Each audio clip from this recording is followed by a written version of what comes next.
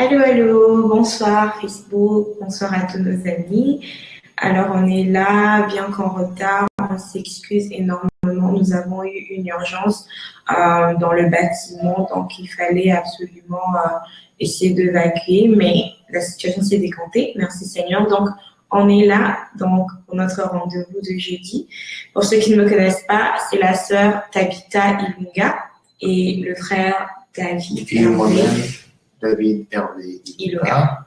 On est là avec un grand retard, mais on va se rattraper. Il y a eu une petite urgence qu'on devait régler, mais que cela ne tienne, on est là pour notre rendez-vous de jeudi sur Salmo 119. Connectez-vous, partagez la vidéo. Aujourd'hui, ça va être fort, ça va être très fort. Alors, sans plus tarder, on va aller avec le sujet. Donc, aujourd'hui, c'est pas moi qui va vous parler. Aujourd'hui, ce sera vraiment plus David qui va vraiment nous exhorter, nous encourager sur le thème qui est juste là sur vos écrans. Alors, invitez vos amis, invitez les membres de votre famille, donc invitez tout le monde. Et voilà, donc c'est parti. Alors, David? Oui, juste pour essayer de me retrouver. Voilà. Le thème, comme elle l'a dit, c'est est-ce qu'on connaît vraiment, connaissons-nous réellement Dieu? Connaissons-nous réellement Dieu, comme on le dit? Alors, c'est une question qui nous est aussi posée. Est-ce qu'on connaît Dieu, comme on le dit? Est-ce qu'on connaît Dieu, comme on le pense? Est-ce qu'on connaît Dieu? Alors, j'aimerais d'abord commencer par définir c'est quoi connaître Dieu. D'abord, connaître Dieu, ce n'est pas avoir des informations sur lui.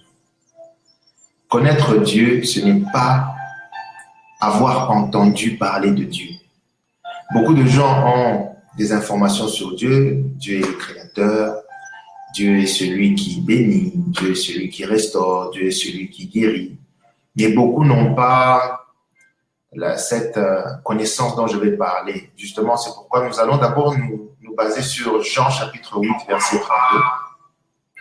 Nous basons d'abord sur Jean chapitre 8, verset 32. La Bible dit « Vous connaîtrez la vérité et la vérité vous affranchira. » On va partir de ce passage pour développer notre thème.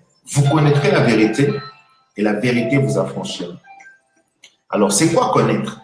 Chaque fois que la Bible parle du verbe connaître, il y a deux sortes de connaissances qui sont définies dans la Bible.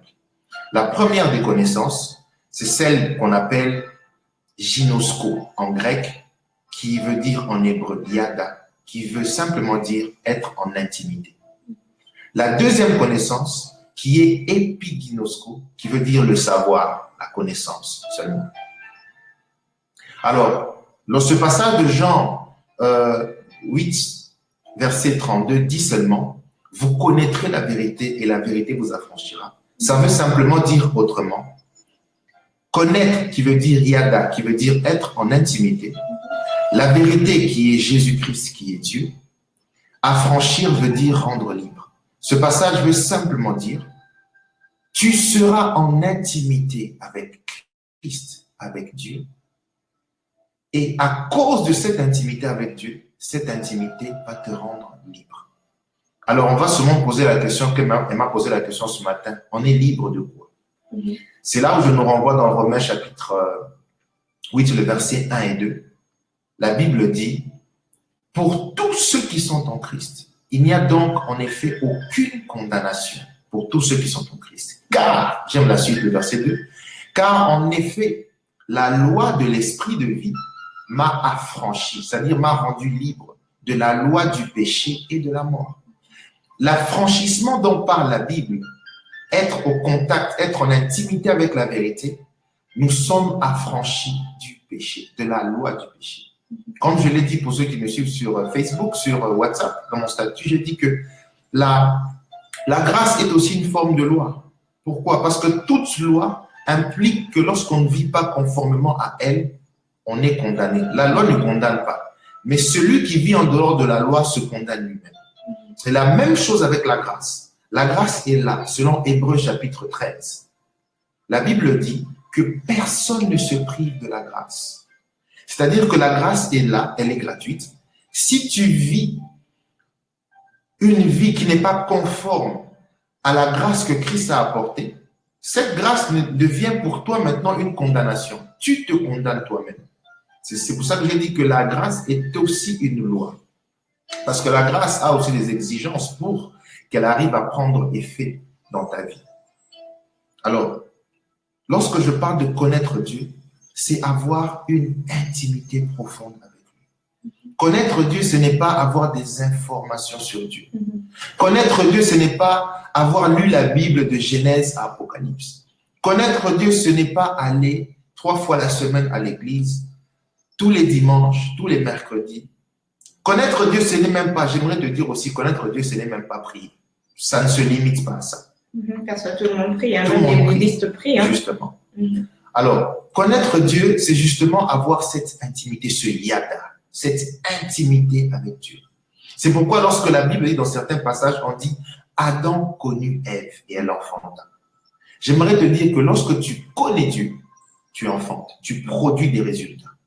La connaissance avec Dieu, c'est-à-dire que tu es connecté à Dieu, tu entres en intimité avec Dieu et cette intimité, obligatoirement, produit des fruits, produit des résultats. C'est ça justement la connaissance de Dieu. Alors je nous pose la question, et à nous qui parlons et à ceux qui vont écouter, est-ce qu'on connaît réellement Dieu? Ou bien on connaît beaucoup plus ce que Dieu est, ce que Dieu peut faire, mais on n'est pas dans une intimité profonde avec Dieu. C'est ça justement avoir la connaissance de Dieu. La Bible dit dans plusieurs passages, Adam connut Ève, elle enfanta. Isaac connut Rebecca, elle enfanta. Ça c'est une intimité même de couple. Tu ne peux pas dire à d'une personne que tu connais la personne si tu ne vis pas avec. C'est ça où je voulais atterrir. Connaître Dieu, c'est vivre avec Dieu. Connaître Dieu, c'est expérimenter Dieu. Connaître Dieu, c'est partager des moments d'intimité avec Dieu. Connaître Dieu, c'est vivre en permanence dans le cœur de Dieu. C'est ça, connaître Dieu. Et connaître Dieu, c'est même ça la dimension à laquelle Jésus voulait nous amener, nous réconcilier avec Dieu pour qu'on reconnaisse qui est réellement le Père. C'est pourquoi il est écrit dans Jean chapitre 1, le verset 12 à 13, on dit « À tous ceux qui l'ont reçu, à ceux qui croient en son nom, il leur a donné le pouvoir de devenir enfants de Dieu. » Justement, quand on connaît Dieu, on devient automatiquement enfant de Dieu. Et né l'enfant de Dieu que celui qui a été engendré par la loi de l'Esprit selon Romains chapitre 8, versets 1 à 2. En effet, la loi de l'Esprit de vie m'a racheté de la loi du péché et de la mort. Puisque tu connais Dieu, puisque tu as été en contact avec la vérité qui est Jésus-Christ lui-même, puisque tu vis selon les principes divins, puisque tu expérimentes Dieu, puisque tu vis en permanence avec Dieu, 24 heures sur 24, tu vas produire des fruits. Parce que j'aimerais vous dire une chose, lorsqu'on vit avec Dieu, on est fécond, on n'est plus une terre stérile, on n'est plus une terre aride, on est une terre continuellement arrosée. Arrosée de sa présence, arrosée de son amour, arrosée de ses grâces, arrosée de ses faveurs. Lorsque quelqu'un connaît Dieu, lorsque quelqu'un est en intimité avec Dieu, cette personne n'a plus toujours à prier. Rien que cette connexion apporte des fruits automatiquement. Amen. Quelle femme va prier? Quelle femme va prier pour être en connexion avec son mari? C'est déjà son mari. Et lorsqu'elle est, parce qu'elle est déjà la femme de ce mari-là, lorsqu'ils se mettent en contact, elle produit. C'est pourquoi Jésus disait, produisez donc du fruit digne de la repentance. J'ai compris pourquoi il a maudit le figuier. Parce que lorsque Jésus est présent, il n'a pas besoin d'attendre la saison. Jésus est la saison. Jésus est la saison. Et lorsqu'on vit avec ce Jésus, on ne dépend plus des saisons. Lorsqu'on est en intimité avec Dieu, on ne dépend plus des saisons. On vit avec la saison. Ce qui fait que lorsque c'est sec, moi je suis une terre arrosée, je produis du fruit. Lorsque ça ne va pas, chez moi ça va. Lorsqu'il y a les épidémies qui frappent à gauche et à droite, moi je suis épargné. Pourquoi? Parce que je vis dans le yada. Je vis dans l'intimité avec Dieu. C'est ça. C'est pourquoi j'aimerais te dire, tu connais trop de Dieu. Tu as beaucoup de connaissances de Dieu. Tu sais qui est Dieu. Mais est-ce que tu le connais selon le yada, selon l'intimité que tu dois partager avec lui? Est-ce que tu le connais dans cette dimension-là? Je redis encore, j'aime ce passage. En effet, Romains chapitre 8, verset 1 à 2. Il n'y a donc aucune condamnation pour ceux qui sont en Christ. Comment être en Christ? C'est être en intimité avec lui. En effet, la loi de l'esprit de vie nous a libérés, nous a rachetés du péché et de la mort. Lorsqu'on est en intimité avec Dieu, le péché devient une condamnation. Le péché est condamné, le péché est aboli. Parce que le péché est une loi. Et le péché nous éloigne de Dieu. Le péché fait que ce n'est pas Dieu qui s'éloigne, c'est nous automatiquement que nous mettons dans une situation où nous sommes éloignés de Dieu. Et j'aimerais finir avec une illustration que m'a donné un frère et qui m'a fait comprendre beaucoup de choses, qui m'a fait comprendre que c'est très simple justement. Prenez un exemple que j'avais aussi donné à ma femme récemment. Prenez un exemple. Prenez une pièce où vous êtes au milieu. D'un côté, vous avez le mur gauche, et d'un autre côté, le mur droit. Et vous vous mettez au milieu. Lorsque vous vous déplacez, vous quittez le milieu, vous allez vers le mur droit. On dira que vous vous êtes rapproché du mur droit. Mais en réalité, vous vous êtes éloigné du mur gauche. C'est-à-dire une chose, lorsqu'on est en intimité avec Dieu, c'est-à-dire lorsqu'on se rapproche de Dieu, on n'a pas besoin de faire des prières, Seigneur, éloigne-moi de... Non, c'est un geste automatique. Plus tu t'approches de Dieu, plus automatiquement tu es loin du mal. Plus tu t'approches du mal, automatiquement tu es loin de Dieu. Dieu ne s'est pas éloigné de toi, c'est toi qui t'es éloigné de lui parce que tu t'es éloigné de votre intimité avec lui. C'est ça justement la loi, c'est clair. Et Dieu ne veut pas que tu sois au milieu. C'est pourquoi la Bible dit, Dieu a séparé les désirs de la chair aux désirs de l'esprit pour que l'homme ne fasse pas ce qu'il veut. Qu'est-ce que l'homme fait? Ce que soit la chair lui demande, c'est-à-dire le péché, la loi du péché, de la condamnation, ou soit ce que l'esprit de vie lui demande de faire, cet esprit du yada, cet esprit de l'intimité avec le Père. Plus tu t'approches de Dieu, automatiquement, sans avoir prié, sans avoir jeûné, sans avoir lu ta Bible, parce que tu t'es rapproché de Dieu jour et nuit, parce que tu partages son intimité avec lui, tu vas produire du fruit. Tu ne seras plus une terre sèche, tu ne seras plus une terre aride, mais tu seras une terre sur laquelle tu fonctionnes parce que tu vis avec la saison. Tu deviens quelqu'un qui produit du fruit en chaque saison, selon Psaume chapitre 1er. Heureux l'homme qui médite jour et nuit. Cet homme produit des fruits en chaque saison. Alors, je me pose aussi moi-même la question, ça m'a beaucoup interpellé. Est-ce qu'on connaît réellement Dieu? Est-ce qu'on connaît Dieu? On connaît beaucoup de versets bibliques. On a beaucoup d'informations. On a beaucoup d'informations. On parle en langue. Je viens de dire encore, je le répète pour ceux qui n'ont pas suivi au départ. Connaître Dieu, ce n'est pas avoir des informations sur Dieu. Connaître Dieu, c'est expérimenter Dieu. Connaître Dieu, c'est être en intimité avec Dieu. Celui qui est en intimité avec Dieu ne passe pas son temps à demander « donne-moi, donne-moi ». Quelle femme va se lever tous les matins, dire à son époux « donne-moi, donne-moi, donne-moi ». Cela démontre que l'époux est irresponsable. Quand tu es en intimité quand l'épouse est en intimité avec l'époux sait, connaît les besoins de l'épouse. Sans que l'épouse demande, l'époux donne parce qu'il connaît les besoins. C'est ça le fruit de l'intimité. Le fruit de l'intimité fait que les prières de demande, on n'en fait plus. Lorsque tu atteins une dimension de l'intimité, celui envers qui tu es intime connaît tous tes besoins. Tu n'as même pas besoin de lui rappeler, tu n'as pas besoin de dire. Il sait de quoi tu as besoin et il va combler parce que lui, c'est la saison. Aïe, aïe, aïe, aïe, aïe, aïe, aïe, aïe, aïe.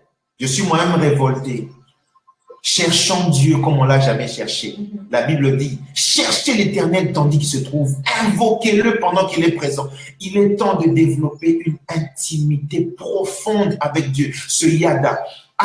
Quittons le épiginoskos, qui est le savoir, au yada, qui est l'intimité. Vous connaîtrez la vérité, et c'est la seule condition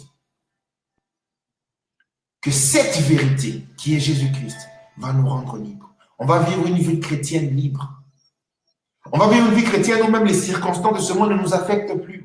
On va vivre une vie chrétienne où même les choses qui se passent à l'église, bien ou mal, ça ne nous affecte plus. Parce qu'on est libre en Christ. On est libre en Christ. Je nous appelle, et nous qui disons ça, et vous qui allez suivre, à chercher cette liberté en Christ qui ne se trouve que dans l'intimité avec Christ. Dans l'intimité avec Dieu.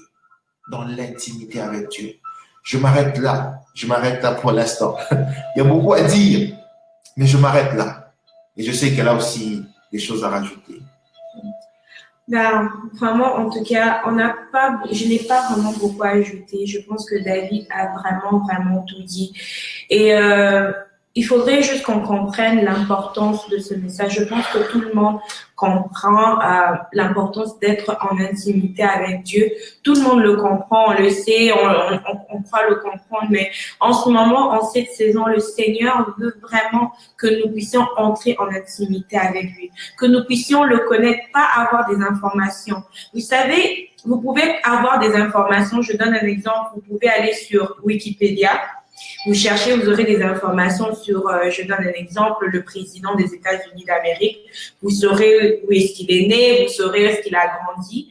Mais le connaître, c'est une chose très différente. Le connaître personnellement, c'est-à-dire le connaître son caractère, qu'est-ce qu'il aime manger, ça demande d'entrer en contact et en intimité avec la personne.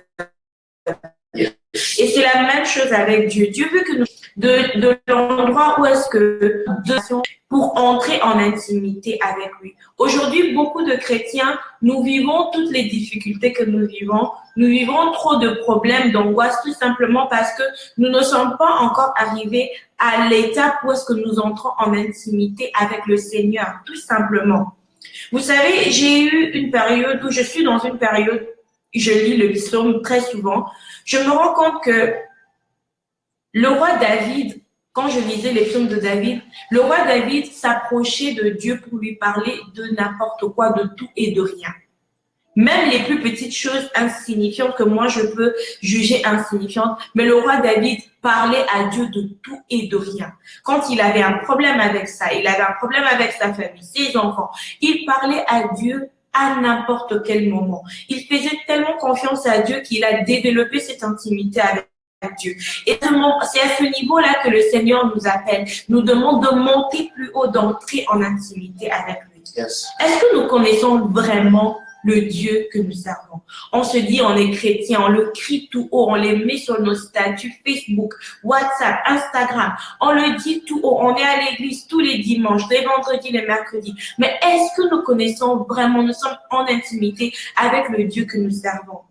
Jésus-Christ est venu, il est mort à la croix. Ce jour-là, quand le voile s'est déchiré, c'était pour quitter de l'étape de cette distance qu'il y avait entre nous et Dieu, pour entrer en intimité avec Dieu. Le voile était déchiré, le lieu saint de saint était ouvert, accessible à tout le monde, à celui qui voulait prendre, saisir la grâce et entrer. Cet endroit-là, à l'époque, était un endroit où est-ce que seul le souverain sacrificateur entrait. Mais quand Jésus est mort à la croix, c'était pour qu'il n'y ait plus d'intermédiaire entre nous et Dieu. C'était pour que nous soyons capables d'aller nous-mêmes, personnellement, individuellement, entrer dans la présence de Dieu. Jésus n'est pas mort pour que nous puissions avoir des intermédiaires. Jésus est mort à la croix pour nous réconcilier avec notre Père. Et quand tu es dans la présence de Dieu, même quand Dieu te dit non, tu n'as pas peur, tu ne trembles pas, parce que tu comprends le cœur de Dieu, tu comprends la volonté de Dieu. Alors c'est à ce niveau-là que le Seigneur nous appelle, mes bien-aimés.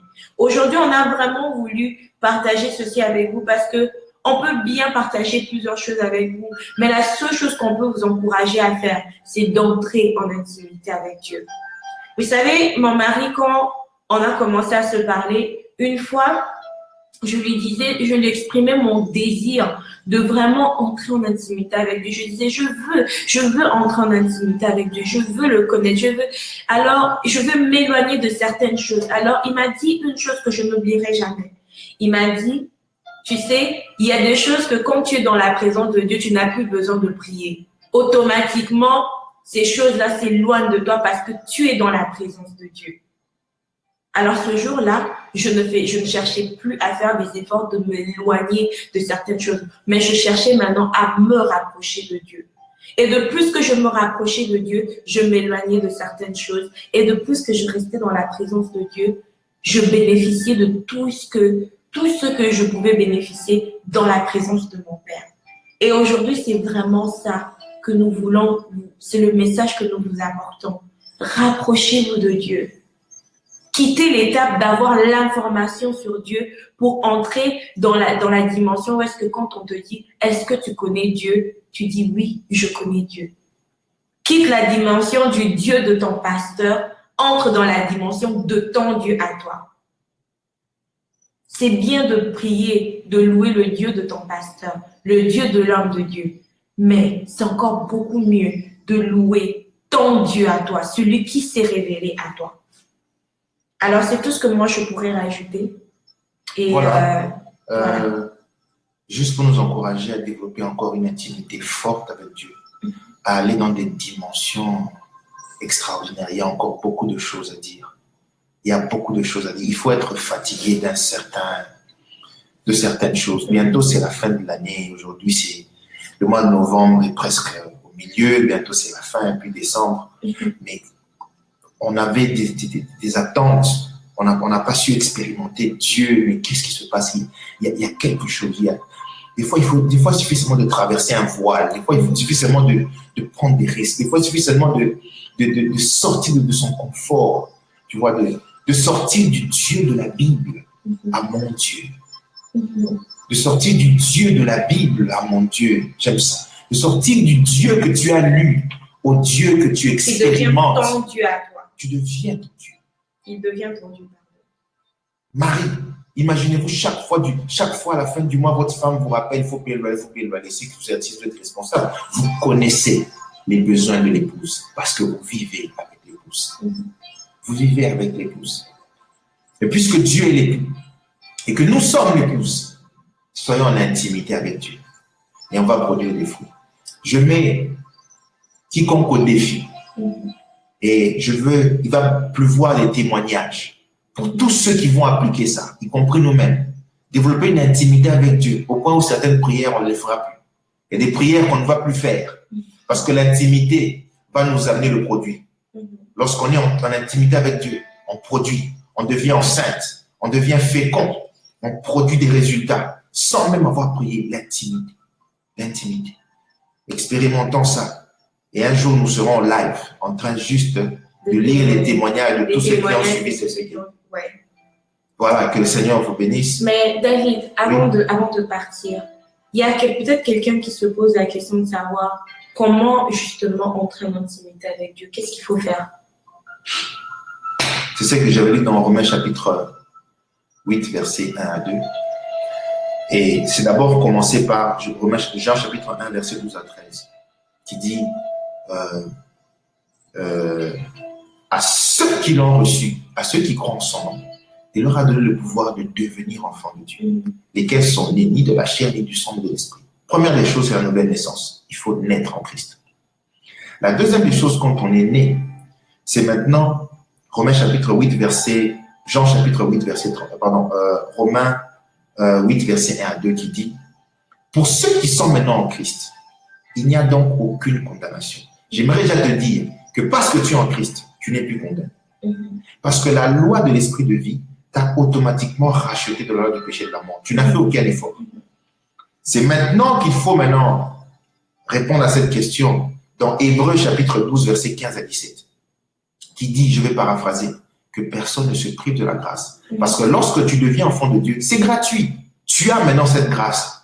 La grâce d'avoir le salut, la grâce de vivre, de produire des fruits parce que tu vis avec Dieu.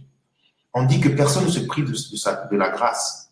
Qui, comme Ésaü est devenu profane, après avoir vendu son droit d'aînesse, a voulu le récupérer avec des larmes, mais sa repentance n'a eu aucun effet. C'est-à-dire quoi? Considère que la grâce est là. Considère que Dieu est là. Développe seulement des moments d'intimité, non pas des moments de prière commune, des moments de prière à l'église ou ailleurs. Des moments de prière où tu t'assois, tu parles à Dieu. J'aimerais même te dire, ne pas prier, mais parler à Dieu. Si toi tu lui dis, Seigneur, je suis là. Qu'est-ce que j'ai encore fait de mal? Parle-moi un peu des choses d'en haut. Dis-moi un peu ça. Développe cette intimité. Au point où même quand tu es en route, les gens peuvent te traiter de fou. Parce que tu es en train de parler à ton Dieu. Tu es en train de parler à ton Dieu.